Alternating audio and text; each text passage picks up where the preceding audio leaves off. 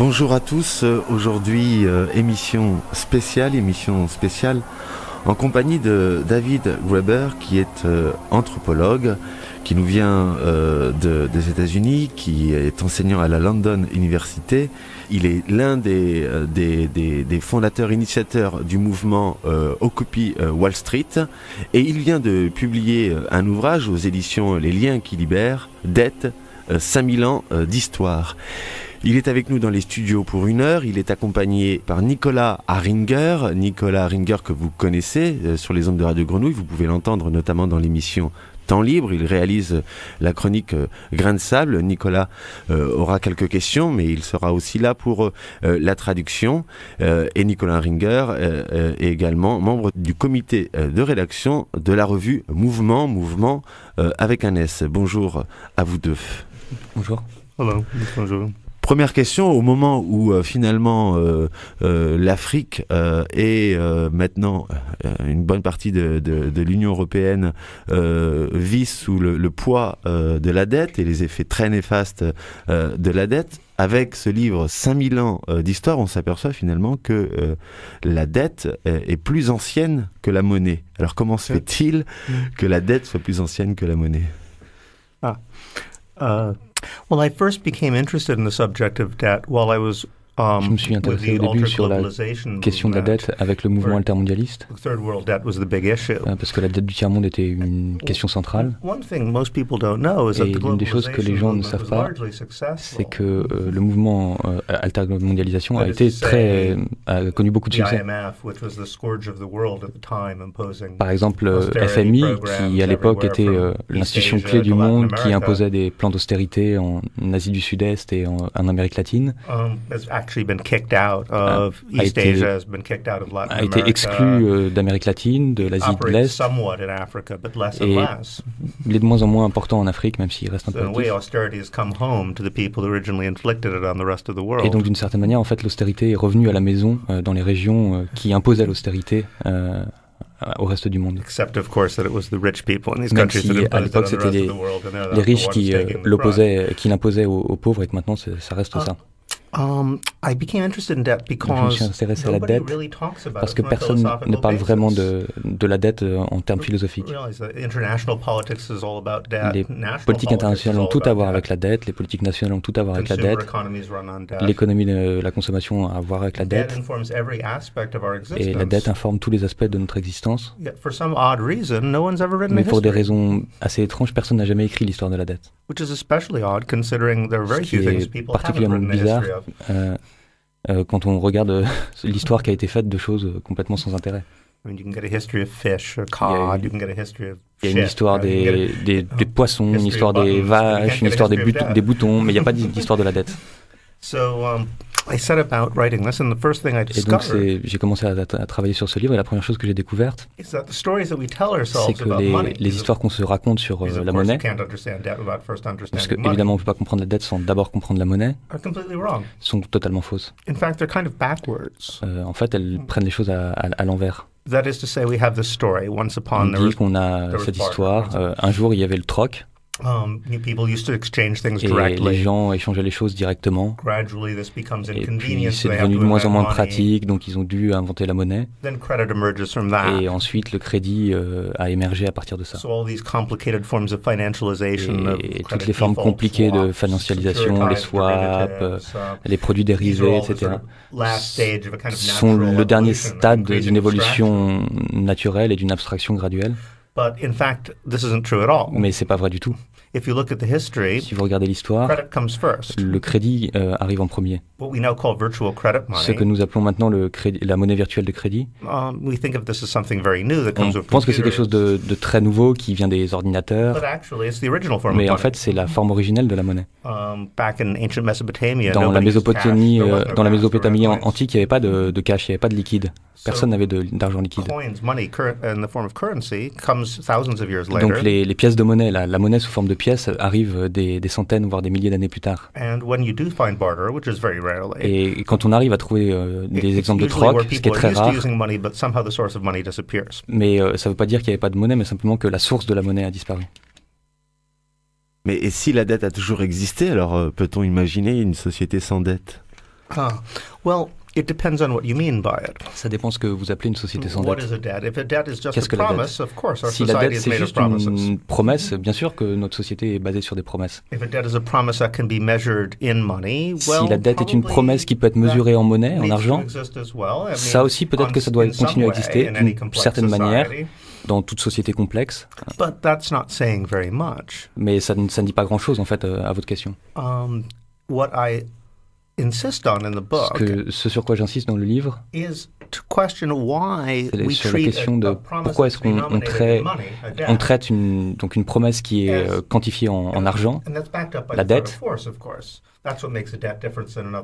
et qui est assise sur de la force, et c'est ce qui fait de la dette une promesse différente des autres promesses. C'est une promesse qui est corrompue en fait par une combinaison des mathématiques et de la violence. Et la question que je pose dans le livre, c'est pourquoi est-ce qu'on traite ce genre de promesses comme quelque chose de plus important que les autres types de promesses. Et on le voit tous les jours dans la vie politique. S'il y a un hiatus, un clash entre des promesses faites par des hommes politiques et les gens, et si on prend la promesse de payer ses créditeurs, on sait très bien que les hommes politiques vont rompre leurs promesses. Mais on n'envisage absolument pas de rompre la promesse vis-à-vis d'un créditeur. Nicolas ? Donc dans la Provence du 7 octobre, du lundi 7 octobre, il y a tout un article sur la question de la dette municipale et des communautés d'agglomération. Et en fait, le sous-texte implicite de cet article, c'est que la dette est un problème, évidemment, et que la seule solution pour le résoudre, c'est l'austérité, c'est de développer moins d'infrastructures, puisque l'article dit que c'est notamment lié au projet soit de rénovation du stade Vélodrome, soit de tramway à Aubagne, etc. Et vous, dans votre ouvrage, en fait, vous avancez une solution simple, concrète et pourtant radicale, qui est complètement différente, c'est l'annulation de la dette, ce que vous appelez le jubilé de type biblique. Absolutely, yes. This is the solution that people have come up with. Oui, tout à fait. C'est la solution à laquelle sont arrivés en fait les gens à chaque fois au cours de l'histoire. Et il y a plein de raisons historiques qui font que cette raison est plus plausible historiquement maintenant qu'elle ne l'était il y a 50 ou 60 ans. L'une des choses que j'ai découvertes en travaillant sur ce livre, c'est que l'histoire, les 5000 dernières années de l'histoire, ont alterné des périodes donc dominées par la monnaie virtuelle de crédit. La plupart des transactions sont basées sur le crédit et où les gens assument le fait que la monnaie c'est une promesse. Et des périodes où les gens utilisent de l'argent physique liquide. Ça peut être de l'or, de l'argent. C'est ce que j'appelle la monnaie de lingot. Et on est en train d'avancer vers une société de monnaie de crédit. Ça a commencé en 1971, quand le président des États-Unis, Nixon, a décidé de cesser la convertibilité du dollar en or. Et généralement, dans des périodes de ce genre-là, l'annulation de la dette, des formes de systèmes qui visent à éviter que la dette devienne un problème trop important ou qui, pour protéger les débiteurs vis-à-vis des créditeurs, ont toujours été normaux. Mais cette fois, plutôt que de créer des institutions qui protègent les endettés, les débiteurs, on a créé des choses comme le FMI qui, en fait, reviennent à protéger les créditeurs vis-à-vis des endettés, des débiteurs.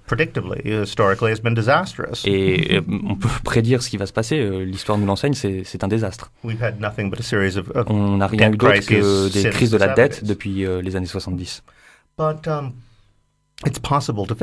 Mais c'est possible de résoudre ce problème. En particulier depuis 2008, il apparaît vraiment clair que des montants massifs de dette peuvent être annulés. Il suffit pour ça que les gens le souhaitent. Selon les estimations, 3 milliards de dettes ont été effacées depuis 2008. Donc s'ils peuvent le faire, alors ils le font évidemment auprès des gens qui possèdent l'argent, auprès des riches, les assurances, les multinationales. Mais ils pourraient tout à fait faire la même chose avec la dette personnelle ou la dette municipale, sauf qu'ils ont choisi de ne pas le faire. Il y a aussi un rôle politique de la dette, car la dette permet aussi un contrôle sur les vies et permet aussi finalement de disposer de l'avenir. Absolutely. I think that this is the reason. Je crois que c'est l'une des raisons pour lesquelles ils ne veulent pas abandonner.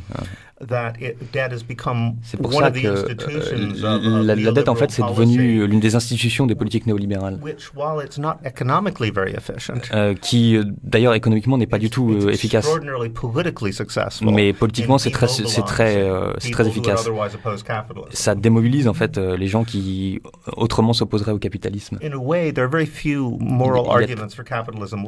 Il y a très peu d'arguments moraux au service du capitalisme. Il reste très peu d'arguments moraux au service. Il y a très peu de gens qui prétendent que le capitalisme crée la prospérité pour les pauvres, que ça crée des avancées technologiques rapides, que ça crée plus de démocratie. Et du coup, ils utilisent des arguments moraux du type « vous devez payer votre dette, vous devez rembourser vos prêts, vous devez travailler tous les jours, même si vous n'aimez pas ça, parce que vous ne méritez rien d'autre. » Et ils ne veulent pas abandonner ces armes morales parce qu'ils n'ont rien d'autre à disposition. Mais ils sont parfaitement conscients que cette moralité de la dette, ce poids moral de la détruit la planète. Et détruit du coup le système qu'ils sont censés défendre. Et donc la classe dirigeante ne sait pas vraiment quoi faire vis-à-vis de cette contradiction. Mais en tant qu'anthropologue, est-ce que vous avez pu finalement aussi déceler une subjectivité propre à ce type de dette et donc aussi une évolution du rapport à cette obligation morale du remboursement de la dette d'une certaine manière? C'est intéressant de se pencher sur les éléments qui sont issus des pères fondateurs de l'Église. Parce qu'ils voyaient la moralité de la dette comme un rival. Ces gens n'avaient rien contre la hiérarchie.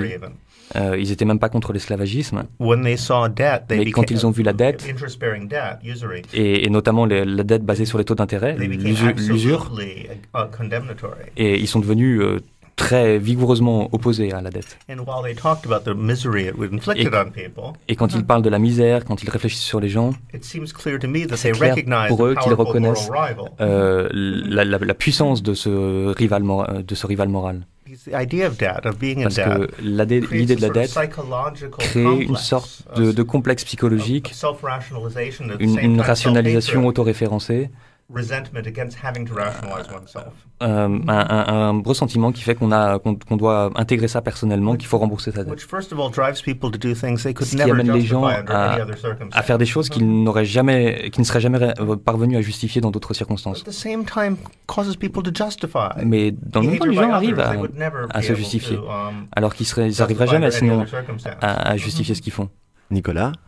Oui, dans votre livre, vous décrivez justement aussi des exemples historiques d'annulation de la dette. Donc c'est pas juste une utopie ou une proposition qui vient de nulle part, mais c'est arrivé plein de fois. Oui, c'est arrivé des milliers de fois. Ouais. Il y avait des pratiques régulières dans l'Antiquité d'annulation de la dette. Au Moyen-Âge aussi, il y avait des systèmes de crédit. Sous l'islam et sous la plupart de la chrétienté, ils ont tout simplement éliminé la question des taux d'intérêt. Et donc l'investissement devait prendre la forme du partage de profit. Mais en Inde ou en Chine, il y avait de la dette. Et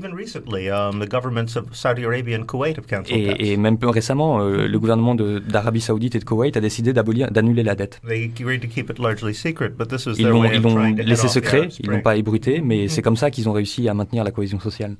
Mais le plus souvent, la dette est annulée pour les plus riches.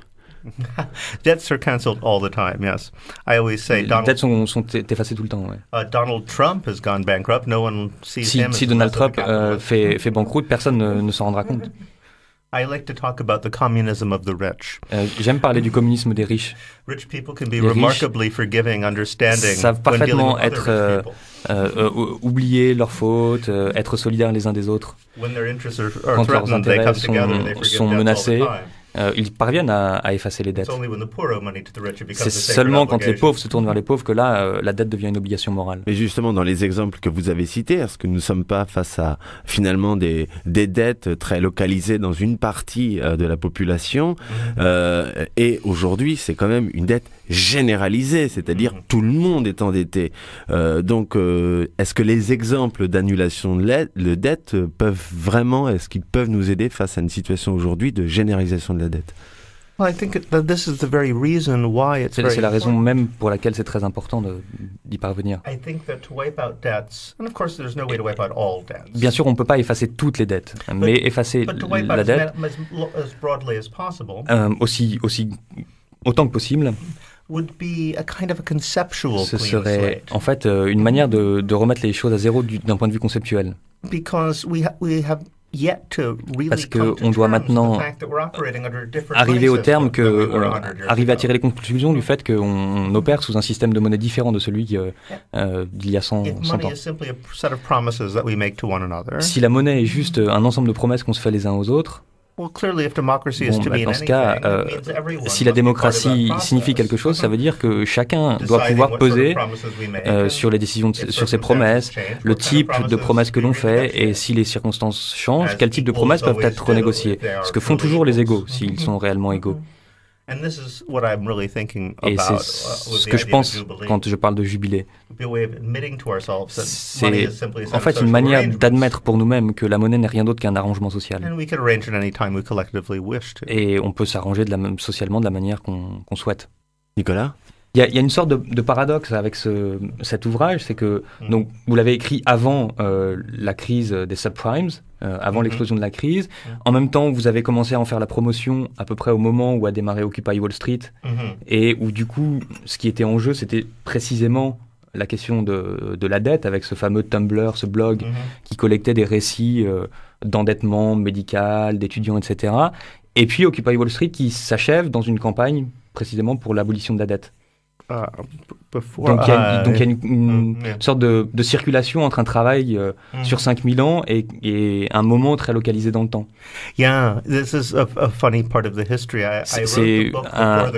C'est quelque chose d'assez drôle dans l'histoire, c'est qu'effectivement j'ai écrit l'ouvrage avant la crise. Bien sûr, la plupart des gens savaient qu'il y aurait une crise, que ça allait arriver. Et en tout cas, ceux qui n'avaient pas un intérêt professionnel à prétendre le contraire. Donc, tout le monde savait que ça allait arriver. Et donc j'ai écrit le livre à ce moment-là, et après la crise, j'étais très surpris qu'il n'y ait pas plus d'expression radicale. Et d'ailleurs, la police s'y attendait aussi, puisque internationalement, les polices se préparaient à ce qu'il y ait des émeutes. Et pendant 2 ans, ces émeutes ne sont pas arrivées. Et donc, dans l'été de 2011, je suis arrivé à New York. J'avais un an d'année sabbatique de mon travail. Mon livre venait de paraître. J'avais décidé de venir à New York pour aider à faire la promotion du livre. Et je cherchais aussi un projet militant. Et donc je me suis retrouvé à préparer Occupy Wall Street. Mais j'essayais de séparer un peu les deux choses. Parce que je voulais pas m'imposer comme l'avant-garde intellectuelle du mouvement. Et de l'autre côté, je voulais pas utiliser un mouvement social pour vendre mon livre. Donc j'étais là, je me disais, bon, très bien, je vais garder ces deux choses séparées. Mais c'était difficile, voire impossible de le faire. Parce que à chaque fois que je discutais avec notamment des jeunes, tous les gens venaient me voir en disant « Est-ce que tu crois qu'il y aurait une manière de débuter, construire un mouvement social autour des questions de la dette, de l'abolition de la dette ?» Et ça, c'était continu. Et quand on a vraiment occupé le parc de Zuccotti, on ne savait pas du tout qui allait venir. On a dû préparer les choses en 6 semaines. Donc on était aussi surpris que tout le monde. Parce que plein de gens différents sont venus. Et la plupart des gens qui sont venus, en fait, étaient connectés par cette question de la dette. La plupart d'entre eux, c'était des étudiants ou qui avaient été étudiants récemment. Et ils avaient des histoires très, très semblables à raconter. Ils disaient, nous étions les bons enfants, nous avons joué selon les règles du jeu, nous avons respecté les règles. On est issus d'une famille modeste, on a travaillé dur à l'université. On a fait tout ce qu'on était supposé faire. Et on sort de l'université avec un diplôme et 40 à 50 000 $ de dette. Et d'un coup, l'économie s'effondre. L'économie s'effondre parce que les banquiers, eux, n'ont pas respecté les règles du jeu. Ils ont menti, ils ont triché de toutes les manières qu'on peut imaginer. Mais les banquiers ont été renfloués par le gouvernement. Et tous les gens affectés par la dette étudiante étaient perçus, désignés comme étant un peu des coupables et irresponsables. Parce que eux doivent de l'argent aux banques. Et donc ils étaient outrés. Et donc l'autre chose que j'ai découverte qui était très surprenante, c'est que nous avions énormément de soutien de la part du monde du travail. Et ça, ce ne serait pas arrivé il y a ne serait-ce que 20 ans. Parce que dans le passé, la situation d'un jeune diplômé endetté n'aurait pas vraiment bouleversé le cœur d'un travailleur des transports publics new-yorkais. Mais dans ce cas précis, ils se sont avérés être nos alliés les plus proches. Et ça a à voir avec différents changements dans la nature du capitalisme américain, ou même du capitalisme global. Parce qu'il s'agit maintenant de formes financiarisées du capitalisme et dans lequel le capitalisme collabore avec les gouvernements pour traquer les gens qui sont endettés et pour s'assurer qu'ils payent leur dette. Mais les plus grandes victimes de ce processus sont à la fois les étudiants et les travailleurs pauvres. Donc il y avait cette alliance très forte entre les deux. De nombreux commentateurs ont parlé du mouvement Occupy Wall Street comme l'un des mouvements les plus importants aux États-Unis depuis, en tout cas, les mouvements contre la guerre du Vietnam. Comment se fait-il que ce mouvement-là n'ait pas réussi à finalement aller plus loin dans quelque chose d'une efficacité politique, c'est-à-dire à interrompre un processus? Je crois que l'impact d'Occupy Wall Street ne commence que maintenant à être visible. Il faut garder en tête l'une des choses que l'on a apprises après avoir organisé Occupy Wall Street, c'est que on n'a plus en fait de droit de se rassembler aux États-Unis. Ce qui s'est passé, c'est qu'en fait le premier amendement a été violé à propos d'Occupy. On a été attaqué par de la police militarisée un peu partout dans le pays. Et ils travaillaient en collaboration avec les banquiers. Et ils se sont rencontrés pour préparer ça. Et ils ont utilisé une violence physique énorme. Et la gauche social-démocrate a regardé de l'autre côté, s'il n'est pas intéressé. Donc,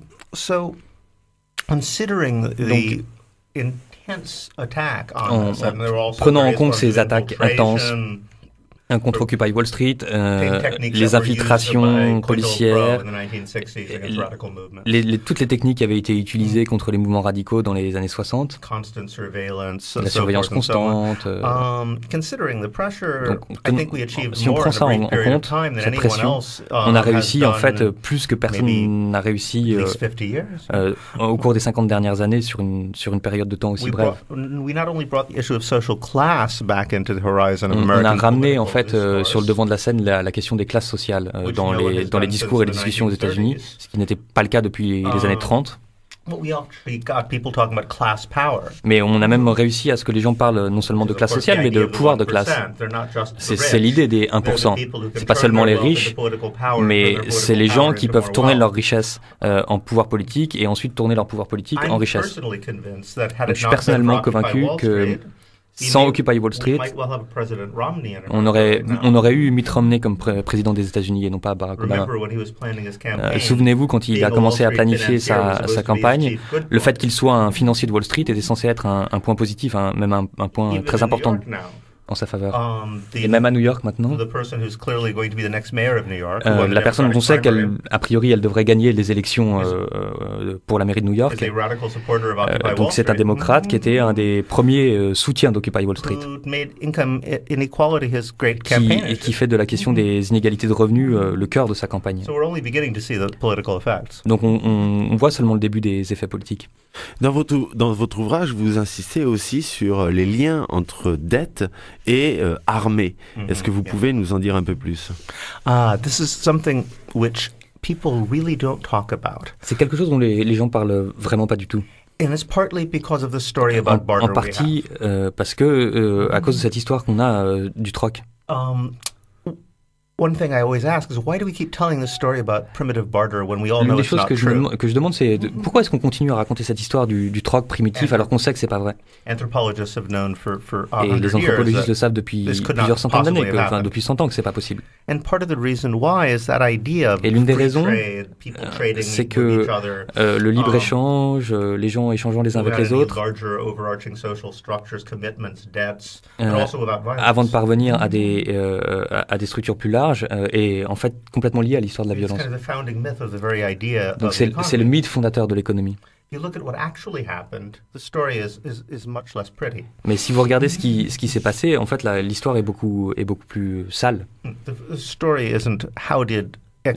c'est pas du tout celle de savoir comment l'échange a produit de la monnaie. La question c'est comment est-ce que ce sens général d'obligation réciproque, je te dois quelque chose, tu me dois quelque chose, s'est transformé en quelque chose de quantifiable. Toutes les preuves que nous avons, c'est que c'est arrivé dans un contexte de violence concrète. La première preuve, where there's a danger of a blood feud, of violence over injury or death. C'est que ça s'est passé dans les cas où il y avait des risques de violence qui allaient jusqu'aux blessures ou jusqu'à la mort à cause de la dette. What we call primitive monies are often used in exactly these circumstances. La monnaie primitive a été utilisée dans ces circonstances. But you also have to look at Mais il faut aussi regarder l'invention de la frappe de monnaie, de la monnaie, des pièces de monnaie. Donc les gens se sont mis à sortir des systèmes de crédit et ont créé des systèmes monétaires avec des pièces de monnaie. C'est de manière quasiment invariable pour payer les armées. Et si vous y réfléchissez précisément, ça a du sens. Si vous avez une société dans laquelle la plupart des transactions sont basées sur le crédit, le soldat, c'est la dernière personne à qui vous voulez faire crédit. Ils sont armés fortement, ils n'arrêtent pas de bouger. Mais en revanche, il est probable qu'ils aient des petites pièces de monnaie, que ce soit de l'argent ou de l'or, parce qu'ils n'arrêtent pas de voler des choses, ils font des pillages, etc. Et donc les marchés en fait se sont formés à l'ombre des armées. Et donc les gouvernements se sont rendus compte qu'ils pouvaient tirer parti de cela. Parce que si vous étiez un roi de l'Antiquité, la question c'est de savoir comment est-ce que vous allez nourrir votre armée. Avec les technologies qui étaient disponibles à l'époque, c'était un vrai défi. Mais en fait, si vous leur donnez des petites pièces d'argent ou d'or, et dites aux soldats et à l'ensemble de la population en fait qu'ils doivent ensuite vous rendre ces petites pièces d'argent ou d'or. Vous avez réussi à faire en sorte que la population entière nourrisse les soldats. Donc en fait les marchés émergent de la nécessité de faire la guerre. Et cette connexion existe partout.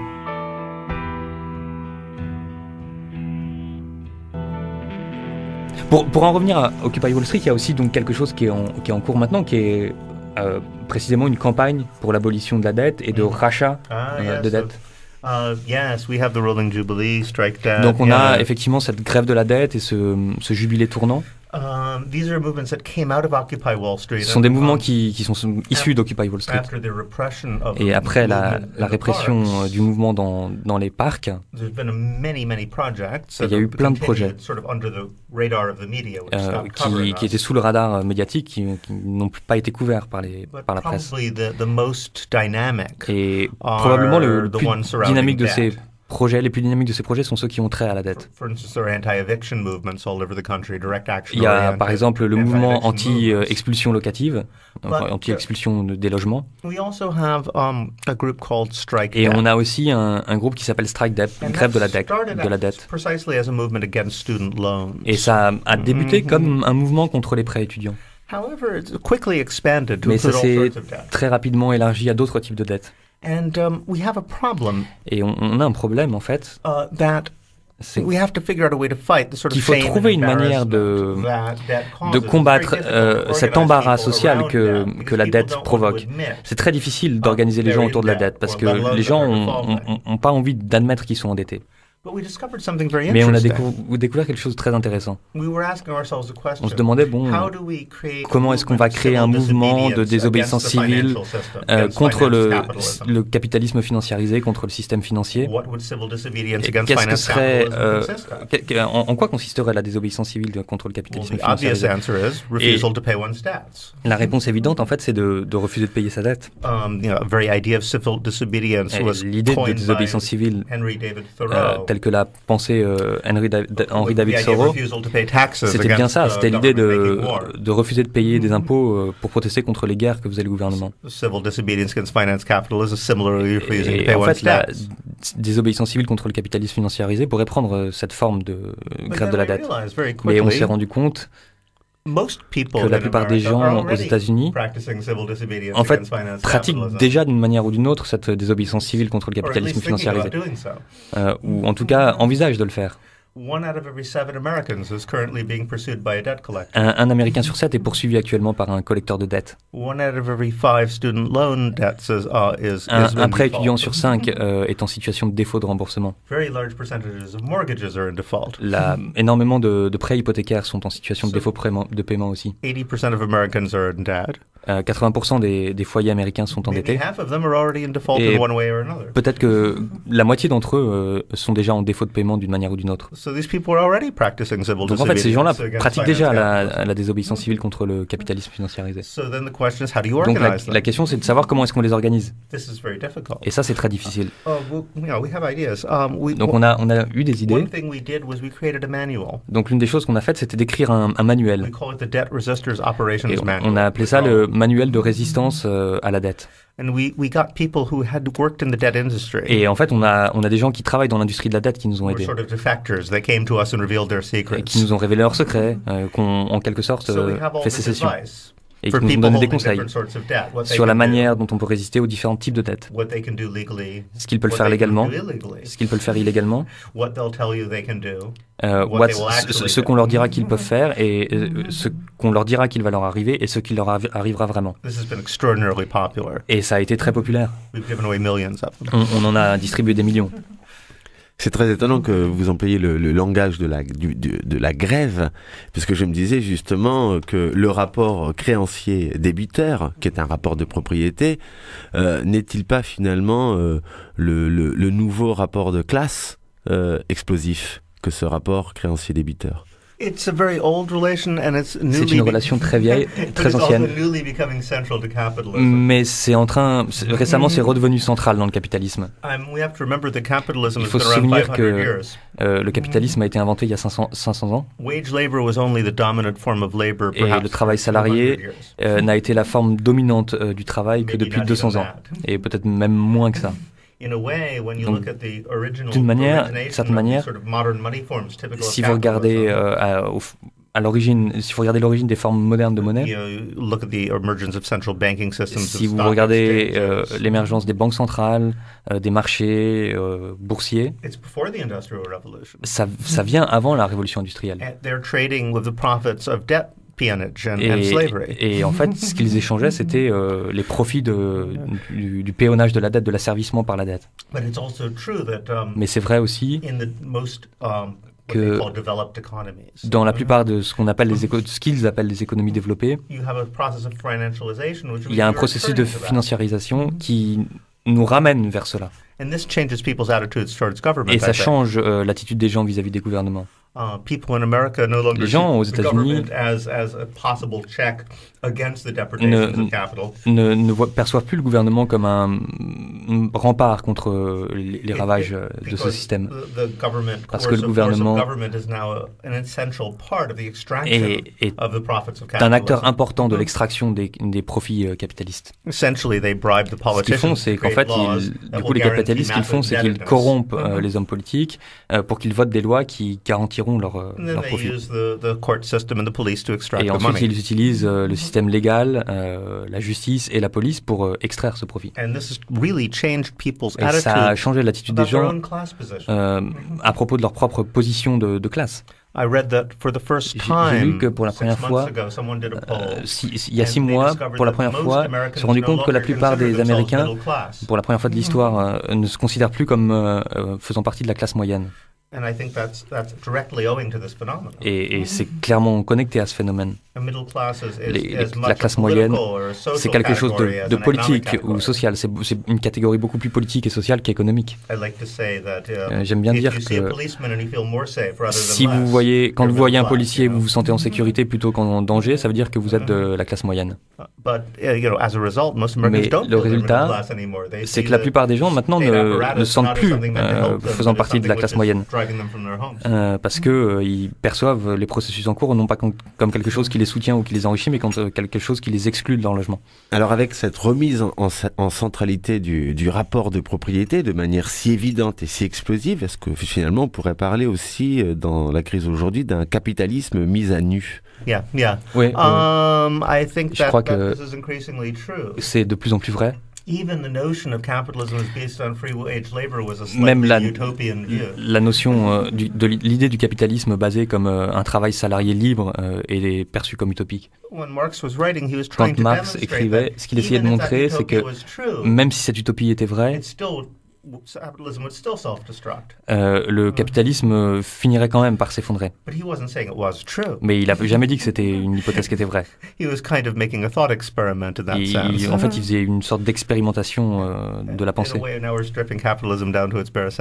Et donc, je suis d'accord avec vous, maintenant, on voit les contradictions centrales du capitalisme.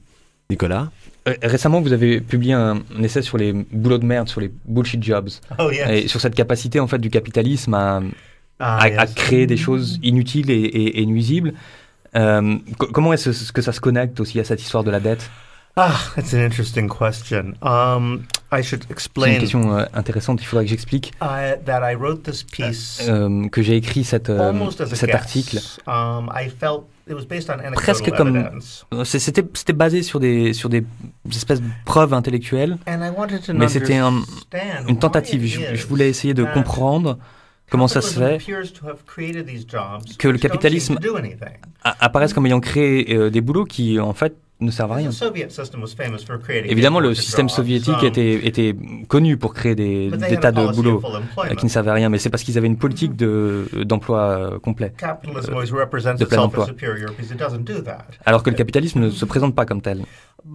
Mais quand vous regardez autour de vous, vous voyez tous ces boulots qui ne créent rien du tout. Vous avez tous ces avocats d'affaires, tous ces gens qui travaillent dans les ressources humaines, ces consultants en ressources humaines, ces experts financiers d'un type ou d'un autre. C'est clair pour moi que si tous ces gens-là disparaissaient ou tous ces boulots-là disparaissaient, ça ne ferait aucune différence. In fact, perhaps I'm inspired by this by my father, who was. Je suis peut-être là inspiré par mon père qui était dans les années 30 à Barcelone, en Espagne. He said even the white-collar workers existed at the time. Et donc, à l'époque, l'école blanche existait. You know, what they did during the revolution, et was il disait que ce qu'ils ont fait pendant la Révolution, c'était de les virer. Et ils se sont rendus compte que ça ne changeait rien. Most of those people don't do anything. Parce que la plupart de ces gens-là, en fait, ne font rien. Et en fait, ils sont là, ils existent pour que vous vous sentiez mal vis-à-vis de vous-même, mais ils ne servent à rien d'autre.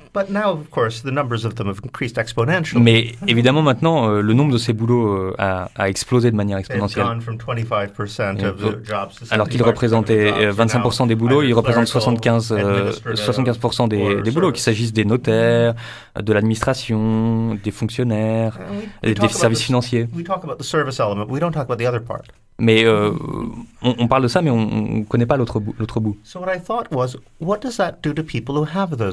Et donc je me demandais, voilà, qu'est-ce que ça fait à ces gens qui ont ces boulots-là, qui exercent ce travail-là?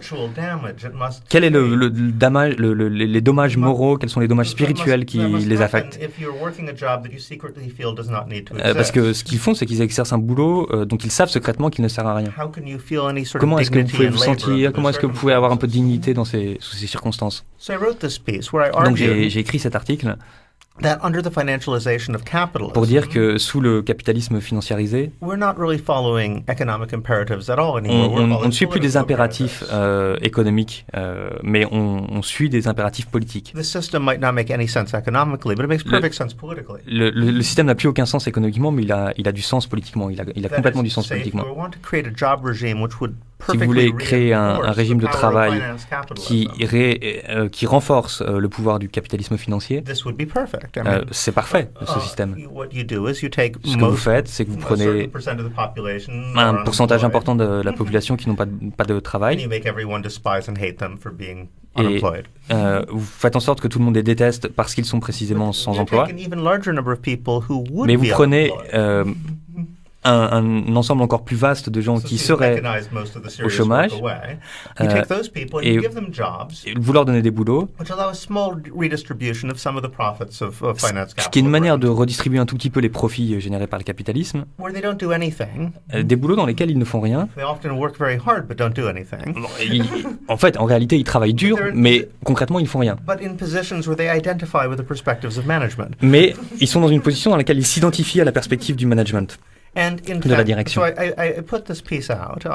Donc j'ai écrit cet article et je l'ai mis en ligne sur Internet. Et ça a été un boom, ça a explosé. En 3 ou 4 semaines, ça a été traduit en 14 langues différentes. Ça a été traduit en coréen, en estonien, en catalan. Et partout où c'est publié, on a les mêmes discussions. Les gens en fait confessent et disent oui, c'est vrai. C'est incroyable parce qu'ils disent oui, je suis un avocat d'affaires, je ne sers à rien à la société et je me sens mal continuellement. Donc c'est vrai, en fait, j'avais raison, ces gens-là se détestent eux-mêmes. Peut-être une dernière question, David Graeber. Aux États-Unis, où la polarité est très forte, la polarité politique entre démocrates et républicains, en Europe, on a un éventail légèrement plus large, mais très vite, en fait, on peut être accusé d'extrémisme avec ce type de discours. Comment est perçu votre discours aux États-Unis? Est-ce que vous n'êtes pas renvoyé du côté des extrémistes dangereux? It's quite remarkable what goes on in America. C'est très intéressant ce qui se passe aux États-Unis actuellement. Et je crois que, en fait, je comprends pas vraiment ce qui se passe et personne ne comprend vraiment ce qui se passe. J'arrête pas de faire des allers-retours dans la manière dont j'envisage les choses. Parce qu'on voit à la fois la force du système et en même temps on voit à quel point il est sur le point de s'effondrer. C'est comme l'Empire romain. Certains disaient, comme Caligula ou d'autres, actually the Roman system was very strong. Avoir des gens comme ça comme empereur montrait à quel point le système était fort. Their administrative system was so parce qu'il y avait un système administratif qui était si efficace et si bien établi qu'ils pouvaient avoir un lunatique total, un fou comme empereur, et en fait il se passait rien. Ça ne faisait aucun problème. Donc peut-être que c'est la situation qu'on a actuellement aux États-Unis. Mais je suspecte que ce ne soit pas le cas. Ce qu'on voit dans le monde, c'est quand même une sorte d'effondrement de l'Empire américain. Alors bien sûr, les différentes factions se disputent les restes. L'effondrement d'un empire n'est pas nécessairement une mauvaise chose. Pour la majorité des gens qui vivent en dehors du centre de l'Empire. Ce que je montre toujours, c'est regardez en Europe, c'est précisément quand les empires se sont effondrés que les gens ont obtenu des systèmes de protection sociale. Et ça pourrait bien se terminer ainsi. Mais les élites en place se battent fortement pour que ça n'arrive pas. Merci David Graeber d'être venu nous parler de cet ouvrage Dette, 5000 ans d'histoire, un ouvrage publié aux éditions Les Liens qui libèrent. Merci à Nicolas Ringer pour la traduction et ses quelques questions.